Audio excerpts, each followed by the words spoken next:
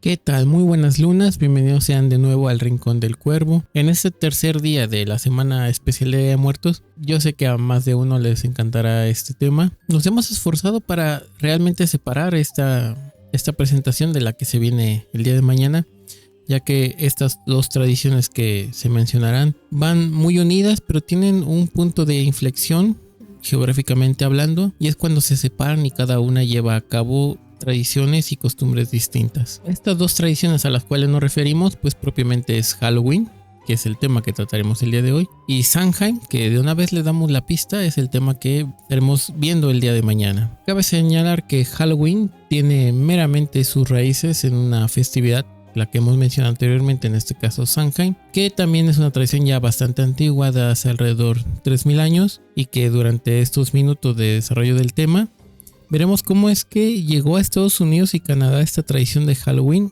y cómo fue tomando elementos locales para transformarse en lo que hoy conocemos como Halloween, pero que también prevalecen tradiciones y costumbres que vienen desde Irlanda desde hace bastantes años. Y es aquí donde vamos a partir el tema del día de hoy sobre Halloween. Halloween proviene en realidad de una frase compactada.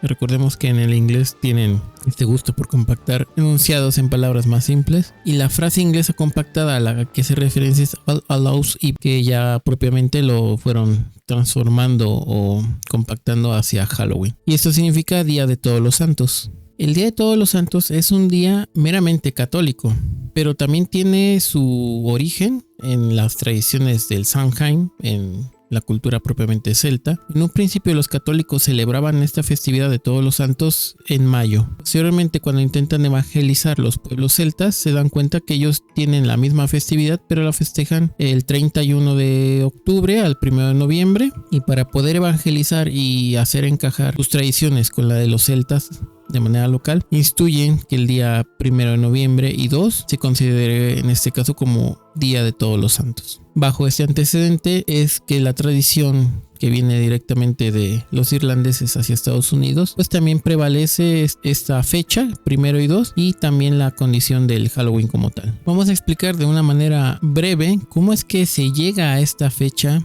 del 31 y 1. Primeramente el Día de Todos los Santos, y ya posteriormente el Halloween. En el siglo VIII hubo un cambio importante, y esto fue decidido por un papa, el Papa Gregorio III, que cambió el Día de Todos los Santos, que se festejaba el 13 de mayo, al 1 de noviembre. Además, crearon una capilla ahí cerca del Vaticano, donde la función principal era tener un coro que todos los días expresara rezos y cantos en conmemoración de los fallecidos, principalmente en estas fechas. Ahora, a partir de haber cambiado esta fecha, que fue un mandato directo del Papa Gregorio III, y también de crear un lugar donde se honrara la memoria de los santos que fallecieron principalmente en esas fechas, posteriormente el Papa Gregorio IV es quien instaura ya de manera oficial que el día 1 y el 2 de noviembre se ha considerado para la religión católica Día de Todos los Santos, y es cuando ya se empieza ahí a encajar la historia junto con los celtas. Muchos historiadores toman en cuenta que esto no influyó directamente, sin embargo las fechas y las condiciones históricas que se mencionan dan pie a creer que fue su forma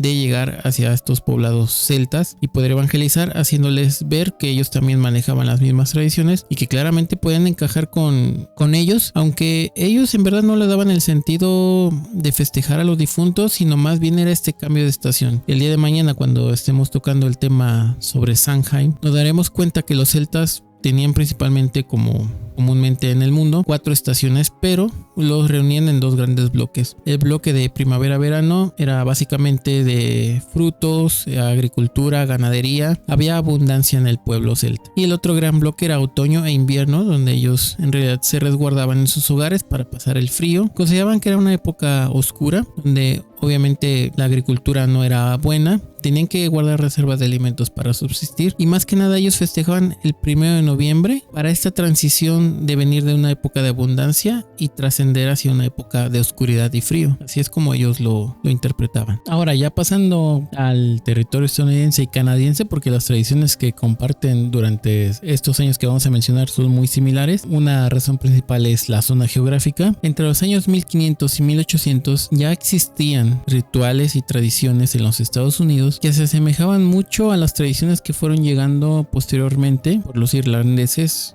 a Estados Unidos. Por ejemplo, una de sus tradiciones más populares era el encendido de las hogueras a finales de octubre. En el caso, por ejemplo, de la civilización celta, ellos lo hacían por dos razones. Uno, por la término de la cosecha, es decir, iniciaban este periodo invernal, y el otro pues tenían la creencia de que era una forma de mantener alumbrado su pueblo o sus hogares y evitaban el acercamiento de malos espíritus o algunos demonios. Una de las tradiciones más arraigadas que ya existía en Estados Unidos en este periodo entre 1500 y 1800 era la adivinación. Principalmente lo hacían con elementos de cáscara de nuez y normalmente podían otorgar el nombre de la persona que iba a fallecer en el pueblo, la más próxima por ejemplo, y si tú ibas y solicitabas digamos este servicio, también podían adivinar la fecha de tu muerte. Ahora bien, una actividad muy importante que se daba a finales de octubre, precisamente también porque terminaba este proceso de cosechas en Estados Unidos, y tomando en cuenta que los adultos tenían esta tradición de recolectar el mayor número de víveres posibles para pasar el invierno, en los niños existía una actividad muy similar que de hecho ahora que la expliquemos entenderán de dónde viene esta, vamos a llamarle juego que hacen los niños de pedir calaverita en la actualidad, por ejemplo en México, y era que ellos salían a las calles de casa en casa a pedir. En particular eran unos pastelillos, una especie como de pan glaseado, y ellos a cambio de recibir estos pastelitos hacían rezos y cantos para las casas con el propósito de evitar que estas casas fueran invadidas por algún espíritu maligno, algún demonio, incluso creían o consideraban que podían ser visitados por las brujas, y entonces los niños, al ser esta parte inocente del pueblo, otorgaban estos rezos y estos coros a cambio de pasteles o panes que la propia gente horneaba en sus hogares, y ese era el intercambio. Entonces de aquí viene también esta tradición de pedir de puerta en puerta. Ahora sabemos que es una canción pidiendo exactamente esta calaverita, pero viene exactamente de Estados Unidos. Un dato importante es que cuando las casas entregaban un pan a los niños, a cada niño, significaba la liberación de un alma del purgatorio. Ese era el sentido que le daban a esta transacción, vamos a llamarle, entre los niños y los pobladores del lugar. Ahora, en otra parte del mundo, propiamente en Irlanda, durante los años entre 1845 y 1850 se estaba dando un proceso que cual fue llamado la Gran Hambruna en Irlanda. Esto provocó un éxodo desde Irlanda a los Estados Unidos de aproximadamente 1 millón de personas. Esta migración trajo consigo tradiciones y costumbres que aquí encontraron en Estados Unidos muy parecidas. Entonces empezaron a adaptarlas de cierta manera, y que a continuación veremos alguna de ellas, cómo es que los irlandeses se adaptaron y los norteamericanos de igual manera, para terminar complementando esto que ahora conocemos como Halloween. Una de las tradiciones que más compaginaron entre las costumbres de Irlanda y las que ya existían en Norteamérica es la realización de cabezas gigantes, que en Estados Unidos las hacían con calabazas y que interiormente colocaban una vela, en este caso a manera de linterna o de faro, para iluminar los caminos y los hogares propios del pueblo. En Irlanda esta tradición no estaba tan alejada de lo que hoy conocemos. Sin embargo, las calabazas no era un fruto que ellos tuvieran disponible o que estuviera a la mano. En cambio, ellos utilizaban algo un poco más pequeño que ellos lo referían como un nabo. Pero al final la tradición y de hecho el objetivo, la intención del mismo eran exactamente igual. En el caso de los irlandeses lo ocupaban para ahuyentar a los demonios, a las brujas, a los malos espíritus que podían acercarse en esta temporada que se avecinaba de oscuridad y frío, como ellos mismos lo referían. Y en Estados Unidos más que nada era para alumbrar. Hay que recordar que en ese tiempo no había luz eléctrica ni luz artificial, entonces era su única manera. Y digamos en el caso de la calabaza, en Estados Unidos hay muchos platillos, sobre todo pasteles y panes, que su ingrediente principal es la calabaza. Entonces la corteza o la cáscara de la calabaza no era utilizada, más que únicamente el relleno, y para no desperdiciarla o no tirarla, pues la limpiaban profundamente y colocaban algunas velas y las ponían al frente de las casas o los caminos, y entonces aprovechaban este fruto pues en su totalidad. Ahora nos acercamos a una parte bastante interesante, y de verdad mientras yo leía esta leyenda y también los fundamentos de la misma, me ha parecido interesante cómo es que dos culturas totalmente diferentes, distintas, pudieran compaginar a través de los tiempos y de los lugares. Y estamos propiamente hablando de la leyenda Jack el Tacaño, una leyenda totalmente de Irlanda, y es de donde se inspira esta costumbre en los irlandeses de crear especie de farolillos con nabos. También, igual que en la calabaza, dejan un hueco, le hacen una figura, un rostro y ponen velas para alumbrar. Ellos principalmente ocupaban para alumbrar su camino, y ahorita, por la leyenda que vamos a contar, es por el cual la razón que lo hacen de esta manera. Esta leyenda se reforzó cuando una revista irlandesa lo publica como una historia real, esto alrededor de 1836. El periódico se llamaba Dublin Penny Journal. Esta historia se centra en dos personajes importantes: Jack el tacaño, un hombre que siempre vivía borracho en todo momento, y el diablo que en este caso, por dos ocasiones distintas, fue burlado o timado, pero que al final también él obtiene su recompensa. Cuenta, según la historia, Jack era un hombre borracho que le gustaba este tipo de vida, entonces había recorrido cientos de bares y lugares de este tipo a través de Irlanda. Cada noche visitaba un lugar distinto. Esta mala fama despertó la curiosidad del diablo al observarlo, el tipo de vida que llevaba, y entonces había ya tomado la decisión de ir por él, de llevarlo. Ya sabemos a cuál lugar lo llevaría, ¿no? Una noche cualquiera se presenta ante Jack en una de las calles de Irlanda, y Jack le menciona que aún no es tiempo. El diablo le dice que sí, por toda esta reputación, mala reputación y esta mala fama que se había hecho o forjado durante muchos años, pues que ya era justo que pagara por todos estos pecados. Entonces Jack le dice: bueno, está bien, pero quisiera yo tomar una última cerveza antes de partir. Entonces el diablo, obviamente desconfiado porque sabemos que es astuto, se transforma en un hombre más y lo acompaña hacia un bar. Cuando llega el momento de pagar, ya estando dentro del bar, Jack menciona que no lleva una sola triste moneda y le pide al diablo que le ayude a pagar esa última cerveza, y que después de eso podrán justamente ya retirarse. De hecho, la trampa principal de Jack en esta primera parte es que le menciona al diablo que se convierta en moneda, así como se convirtió en hombre, y que él la entregaría al tendero del lugar, y que cuando el tendero se descuidara o se daría media vuelta, pues el diablo regresaría a su estado original como hombre y podría salir libremente del bar, y entonces sí ya llevárselo, ¿no? De una manera en la cual no nos extraña.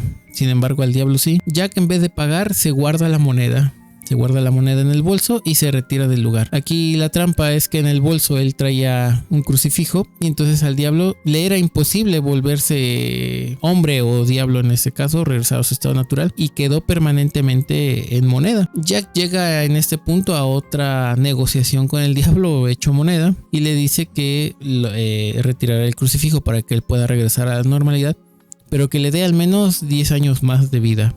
El diablo, al ver que no tenía más opciones, y esto parece increíble, accede, y entonces se retira el crucifijo. El diablo cumple su palabra increíblemente y le dice que regresará por él dentro de 10 años más. Humillado y con una venganza realmente justificable, el diablo regresa 10 años más tarde en busca de Jack para cumplir esa promesa de llevárselo por fin, como lo intentó la primera vez. Increíblemente, el diablo comete de nuevo un error, el mismo error, y subestima a Jack, ¿no? En este caso al borracho, ya que el borracho le indica que le deje comer esta última manzana que se encontraban cerca de un árbol de manzanas, que después de comerla él sin problema cedería a partir con él hacia el lugar que le corresponde.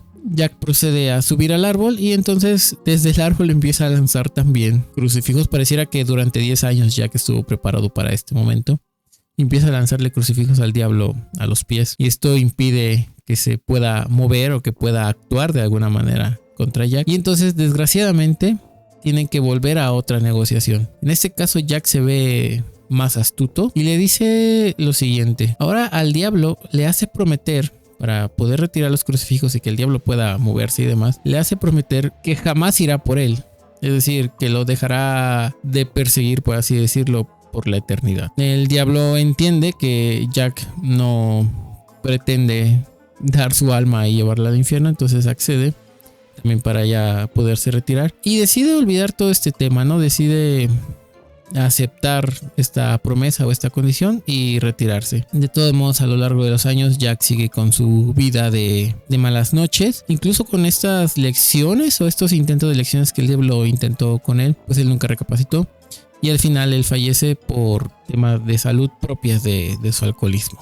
Debido a su comportamiento de ella, cuando llega al paraíso, en las puertas del reino, pues le indican que él no puede entrar, ¿no? Toda la vida fue malgastada en vicios, en dinero, en apuestas, y que debe obviamente llegar al infierno y ahí pagar sus pecados. Él por alguna razón olvida la promesa que el diablo le había hecho y regresa al infierno, o vuelve al infierno, y el diablo es justamente quien lo recibe muy emocionadamente, y el diablo le menciona: ¿recuerdas que yo te prometí que nunca te traería al infierno? ¿Que tu alma jamás entraría a este lugar? Entonces Jack no tenía forma de entrar al infierno por una promesa propia del diablo, y tampoco al paraíso por una cuestión de sus pecados. Entonces Jack estaría condenado eternamente a vagar básicamente su alma a través del limbo, porque nunca podría entrar a ninguno de estos dos lugares. Para este punto, el diablo lo único que puede hacer por Jack, yo considero que por haberle jugado de manera muy astuta en dos ocasiones distintas, es probable que el diablo decidiera hacer lo siguiente, y es de donde surge esta tradición. Él vacía un nabo y lo transforma en una especie de farolillo,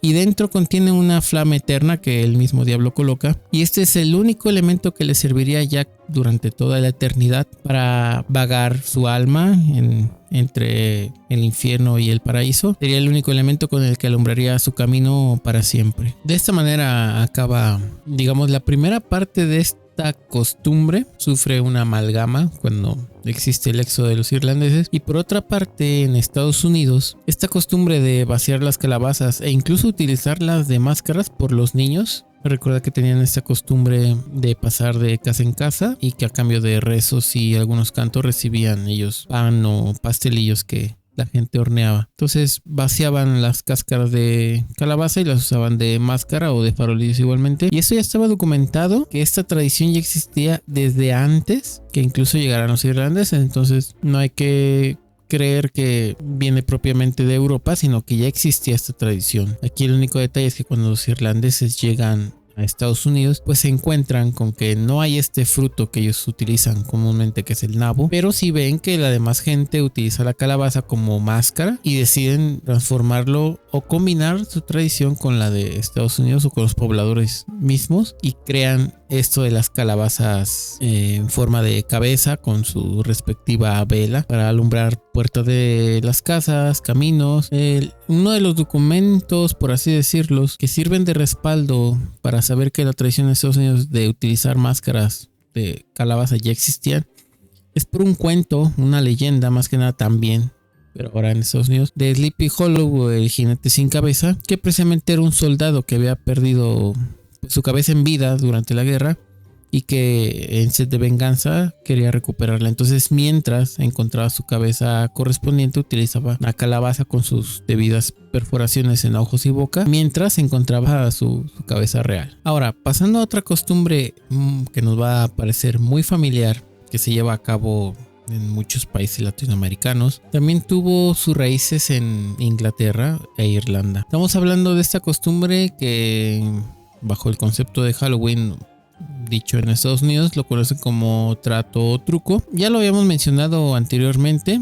Los niños salían principalmente en las calles de Irlanda a pedir lo que nosotros conocemos como pan de muerto. Eran estos panes o pastelillos que pedían en las casas a cambio de rezos y oraciones, manteniendo su inocencia y protegiendo a las casas de los espíritus malignos, dado la época que existía, ¿no? En ese entonces. De hecho, en Inglaterra, estos pasteles o panes, conocían como pasteles de almas, que eran eso: cada vez que un adulto le daba a algún niño un pastel o un pan de este tipo, ya lo hemos mencionado, liberaban un alma del purgatorio, precisamente por los rezos que habían hecho anteriormente. Ahora, esto no se asemeja mucho a esta costumbre del trato o truco, porque aquí más bien era un intercambio. Los niños ofrecían sus cantos y sus voces, y a cambio los adultos los alimentaban. Más bien en Estados Unidos surge este cambio bajo el mismo concepto de trato o truco, porque precisamente los niños lo empiezan a volver en ese sentido. De hecho, algunos autores, algunos historiadores mencionan que esto más bien se adaptó por cuestiones de Navidad propiamente. Por ejemplo, entre el siglo XVIII y siglo XIX existía una costumbre llamada Belsnickling. Vamos a ver si lo pronuncio bien. Esta costumbre estaba arraigada en Estados Unidos y Canadá y consistía en niños precisamente que iban de puerta en puerta, de casa en casa, tocaban y salían los adultos. Aquí no era trato o truco, sino más bien era truco. Entonces los niños realizaban alguna actividad, algún malabar o alguna adivinación, y los adultos quedaban complacidos y les daban dulces, panes o alguna fruta en particular. Posteriormente los mismos niños empezaron a transformar esta tradición, y más que trucos o malabares, quizá incluso una cuestión humorística, ya empezaban a asustar. Aquí es donde empieza ya a transformarse esta tradición y empiezan a asustar a los vecinos, a los locales, pero esto se empieza a salir de control. Tan es así que el mismo gobierno empieza a solicitar a los padres de familia que detengan esta situación, porque pasó de los sustos a cuestiones ya físicas, verbales, agresiones, incluso daño a propiedad. O sea, esto se estaba saliendo de control con tal de obtener alimentos, dulces y demás, pero no valía el costo. Entonces el gobierno tuvo que solicitar que los padres tuvieran un poco más de control en estos días de tradición, porque ya eran mucho las quejas durante los siguientes años. Ahora, ya avanzando a mediados del siglo XIX, pues esta tradición ya, como lo mencioné anteriormente, ya empieza a ser ya empieza a transformarse en esta cuestión de trato o truco. Es decir, los niños podían ofrecer, por así decirlo, un trato que era recibir golosinas, o en vez del truco era la travesura. Entonces algún adulto que se resistiera o que decidiera no compartir algún pan, fruta, golosinas con los niños, pues no iba a existir ese trato, y entonces lo que se empezó a hacer muy común es lanzar huevo o papel higiénico a las casas, incendiar los tapetes de las puertas de las entradas, y es cuando el gobierno es que toma acción, porque esto ya se estaba convirtiendo en vandalismo prácticamente. Incluso hay registros donde, de manera increíble, que los pobladores no se explican, las policías menos, existe un registro donde vamos a llamarle estos como tractores para el arado de la tierra, se supone estaba en un granero. Como el granjero de esa zona no decidió hacer trato con los niños a cambio de que no sufriera algún daño el granjero, su aparato, su tractor aparece en... Es que esto es increíble, de verdad. Apareció en el techo de su granero. ¿Cómo llegó ahí? Nadie lo sabe, pero al día siguiente, cuando ya la luz del día empieza a iluminar las calles de esta ciudad, se dan cuenta de que su tractor estaba en el techo del granero. Él entiende que pudo haber sido los niños con colaboración de alguien más, porque esto meramente es un evento inexplicable, y es cuando ya empiezan a restringir bastantes situaciones, porque esto ya había rebasado los límites de la privacidad personal. Ya durante los años 1920-1921, después de volver de la guerra propiamente, ya se empieza a extender esta tradición de trato o truco a lo largo de todo el país, y de hecho en Minnesota se conoce que en 1921 se da el primer desfile de disfraces o festejando este evento de Halloween, y es cuando se empieza a hacer extenso. De hecho, actualmente uno en Nueva York, por ejemplo, se hace un gran desfile con carros alegóricos, monstruos realmente grandes y asombrosos, participan personajes de películas y demás, pero pues se tiene registro que en Minnesota, en 1921, ellos son los primeros que realizan este tipo de desfiles, y es cuando se empieza a extender por todo el país esta tradición. El gran boom de todo esto surge entre 1970 y 1980. De hecho, esta década en particular es muy marcada por el cine, porque empiezan a surgir películas como Halloween, por ejemplo, de John Carpenter, y refuerza vamos a llamarle este sentimiento de terror o miedo porque de hecho la película fue estrenada un 1 de noviembre, de eso no hay duda. Y de hecho la historia original o las primeras películas siempre se posicionaban en ese día, particularmente el 1 de noviembre. Entonces refuerza esto, se distribuye por todo el país, la gente empieza a conocer esta tradición. Y el Halloween es donde toma auge, y hasta la fecha de hoy solamente crece, crece y crece. Y es como así, después de esta combinación de sucesos históricos, geográficos, culturales, se llega ya por fin a mediados de los 80, a inicio de los 90, la verdadera imagen que conocemos actualmente del Halloween. O sea, después de una fusión de culturas, de una transición geográfica, la influencia de las películas que dan este concepto de terror. Porque a ver, el Halloween digamos tradicional de los años 1800, 1850 no era terror, no era miedo, era una forma de tributo, de separar este mundo de los muertos o de espíritus malignos del mundo de los vivos, estar como tener esa paz, ¿no? Entre estos mundos. Pero las películas hollywoodenses, sobre todo estas producciones de terror muy clásicas, refuerzan o distorsionan más bien este concepto del Halloween, y entonces ya todo es terror, todo son gritos y todo es sangre, y la gente lo empieza a tomar así. Por eso es que se ve un cambio muy importante de disfraces, o sea, es decir, cuando en décadas anteriores podían vestirse a lo mejor de hadas, de brujas, de brujos, ponerse solamente la calabaza, cosas de este tipo. Y actualmente ahora el ingenio no tiene límites, es decir, se disfrazan de cuestiones tan grotescas, tan bizarras, basados en películas, en historietas, en leyendas, nacidas de la propia imaginación de la gente. Entonces, este concepto se ha transformado en el sentido, por ejemplo, de vestimentas y demás, pero no de tradiciones. Las tradiciones se mantienen, siguen pidiendo trato o truco. Existe esta cuestión gastronómica de los panes, los pastelillos de calabaza aquí en Estados Unidos, y eso no se ha perdido y dudo mucho que se pierda algún día. Pero sí, cada vez que va avanzando en el cine esta parte del terror, del miedo, del horror, va transformando año con año los disfraces, la imaginación. De hecho, por ejemplo, seguramente estará muy de moda el Terrifier, este personaje payaso de serial killer que apenas se estrenó en Estados Unidos, que en México está por estrenarse ya en estos días. Por cierto, nos darán clasificación D, es decir, solamente mayores de 18 años podríamos ver esa película. Y seguramente mucha gente va a tomar este disfraz.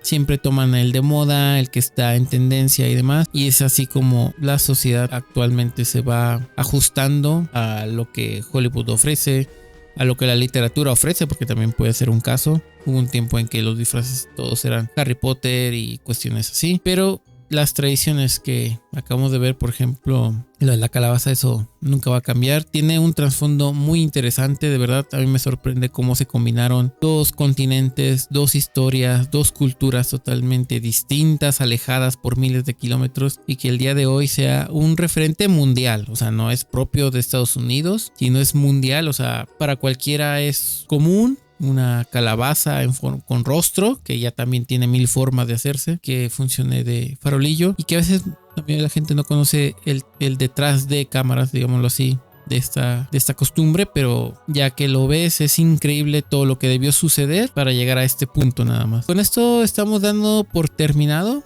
este cuarto día del especial de Día de Muertos. Sé que este video ha sido más extenso, hemos tenido que cortar algunas partes, de hecho. En el stream seguramente nos extenderemos más, incluso para el momento en que se publique este video ya habremos hecho el stream, porque no da tiempo, de verdad no da tiempo. En el stream tendremos algunos videos, algunos enlaces, fotografías adicionales y demás. Aquí lo tenemos más resumido porque está mejor preparado en cuestión de guión, en cuestión de conversarlo hacia el público. Que en el stream pues todo es en vivo, puede haber alguna falla, no sé, siempre hay que improvisar de una u otra manera, pero aquí ya lo vemos un poco más formal, mejor editado, vaya. Espero que les haya gustado, dejen sus comentarios, de verdad nos ayudan muchísimo. Nos faltan 2 temas más. Que tengan excelente noche y muy buenas lunas.